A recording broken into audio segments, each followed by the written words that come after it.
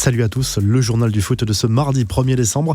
Retour de la Ligue des Champions. Ce mardi soir, l'OM reçoit l'Olympiakos à 21h au Vélodrome avec l'ambition de sauver l'honneur dans cette compétition et surtout de rester en course pour la 3e place dans ce groupe. Pour le moment, le bilan du club olympien est catastrophique. 4 matchs, 4 défaites et aucun but marqué.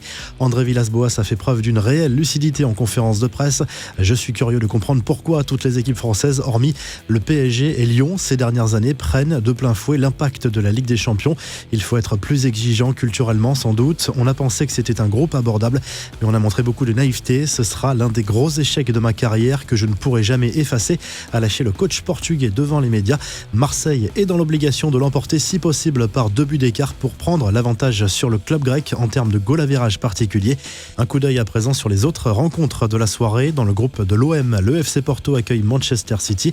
L'Inter Milan joue sa dernière carte sur le terrain du Borussia Mönchengladbach. Le Real Madrid sera en déplacement sur la pelouse du Shakhtar Donetsk.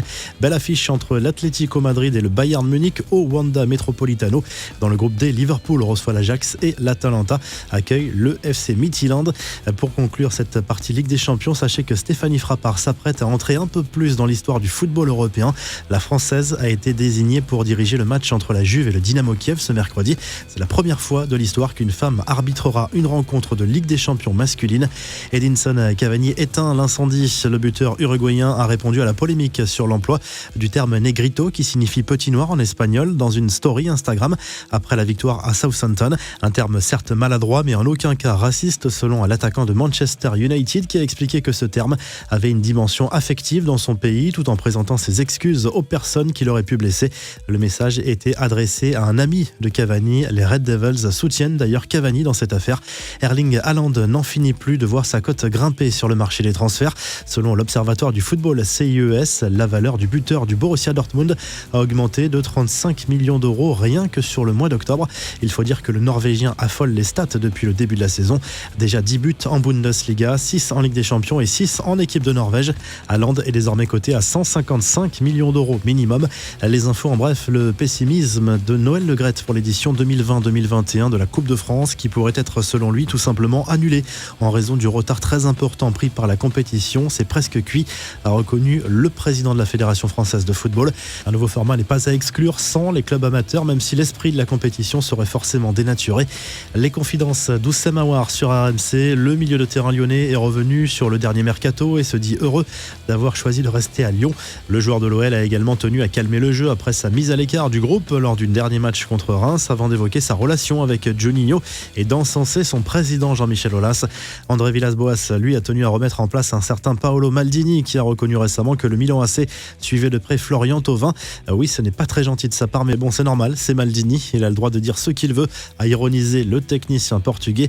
Du côté de Nice, les supporters tapent du poing sur la table. Ils réclament du changement et la principale cible se nomme Patrick Vieira. Les dirigeants niçois ont engagé une réflexion qui n'écarte pas le renvoi de leur entraîneur selon l'équipe. En Allemagne, on ne change rien, même après l'humiliation subie en Ligue des Nations contre l'Espagne. Une défaite 6-0 à laquelle Joachim Löw a finalement résisté. La fédération allemande a confirmé son maintien au poste de sélectionneur de la Mannschaft. Des nouvelles d'Eden Hazard qui décidément accumule les pépins physiques depuis son arrivée au Real Madrid. Sa blessure est plus grave que prévu. L'international belge est à nouveau indisponible pour 15 jours en raison d'une lésion à la cuisse droite et devrait être absent au moins 15 jours. Le Real va terminer la phase de groupe de la Ligue des Champions sans lui. Enfin, bonne nouvelle pour le PSG. Le journal Le Parisien a confirmé la prolongation de contrat du jeune Timothée Pembele. Le défenseur central de 18 ans, arrivé en fin de contrat, il est désormais lié à son club formateur jusqu'en 2024. La revue de presse, le journal L'Équipe se penche sur le duel entre l'Olympique de Marseille et l'Olympiakos ce mardi soir au Vélodrome. Renaître ou le néant, titre le quotidien sportif pour illustrer cette dernière chance marseillaise de se relancer dans la course à la 3e place dans ce groupe pour décrocher une place en Europa League.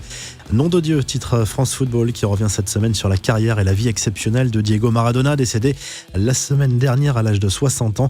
Direction l'Espagne où le journal AS se penche sur le duel en Ukraine entre le Shakhtar Donetsk et le Real Madrid. Le quotidien sportif parle d'une autre finale dans ce groupe pour le club merengue qui pourra compter cette fois sur le retour de Karim Benzema. Le Mundo Deportivo se penche sur le mercato hivernal du Barça. Le club blaugrana, confronté à la grave blessure de Gérard Piqué, veut se renforcer avec l'arrivée d'un défenseur central. Et l'Espagnol de City, Eric Garcia, reste la grande priorité. Enfin en Italie, la Gazette dello Sport se penche de son côté sur les négociations en cours du côté du Milan AC. Les prolongations de Donnarumma et Ibrahimovic sont en bonne voie. Les dirigeants milanais ont également débuté des discussions avec l'entourage de Franck Kessié. Vous retrouvez l'actu foot sur topmercato.com, l'appli Top Mercato, et à très vite pour un nouveau journal du foot.